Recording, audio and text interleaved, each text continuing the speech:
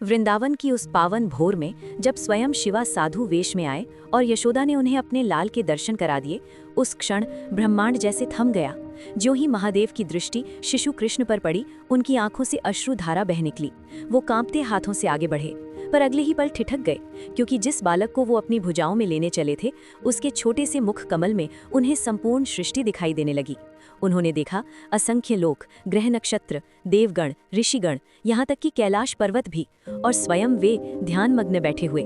महादेव स्तब्ध रह गए। वे बुदबुदाए, नारायण, तुम लीला कर रहे हो और मैं तुम्हारी माया में बंधा हुआ तुम्हारे दर्शन को आया हूँ। उधर बालक कृष्ण मुस्कुराने लगे। उनकी किलकारी पूरे घर में गूंज उठी। यशोदा मैया ने स्नेह से कहा, बाबा देखिए ना, मेरा लाला आपको देखकर कितना हंस रहा है। महादेव ने मन ही मन प्रणाम किया। वे जानते थे ये साधारण हंसी नहीं है, ये ब्रह्मानंद की ध्वनि है। तभी कृष्ण ने अपने नन्हे हाथ बढ़ाकर महादेव की जटाओं को पकड़ लिया। क्षण भर के लिए पूरा ब्रह्मांड कंपित हो उठा। गंगा जो महादेव की जटाओं में विराजती थी, आनंद से लहराने लगी। नंदी ने दूर कैलाश में सिर झुका लिया। देवताओं के लोक में पुष्प वृष्टि होने लगी। महादेव हंस पड़े। अरे लीला पुरुषोत्तम, तुम तो आज भी मुझे अपने स्नेह में बांध लेते हो।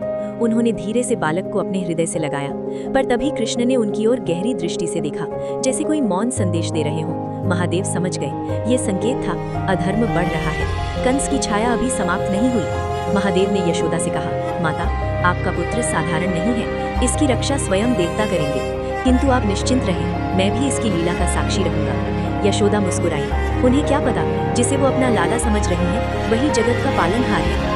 महादेव जाने को हुए, पर कृष्ण ने फिर उनकी ओर हाथ बढ़ाया। इस बार महादेव ने झुककर उनके चरणों को स्पर्श किया।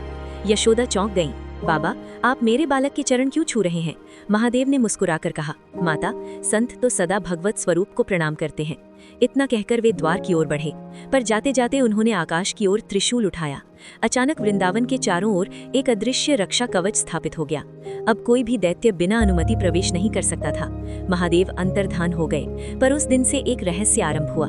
रात के गहन सन्नाटे में जब सब सो जाते, तब कभी कभी नंद भवन के बाहर डमरू की हल्की ध्वनि सुनाई देती और शिशु कृष्ण मुस्कुरा उठते, क्योंकि उनके परम भक्त स्वयं भोलेनाथ अब भी दूर नहीं गए थे। वे तो बस छाया बनकर अपने आराध्य की बाल लीला निहार रहे थे। जय श्री कृष्ण। हर हर महादेव।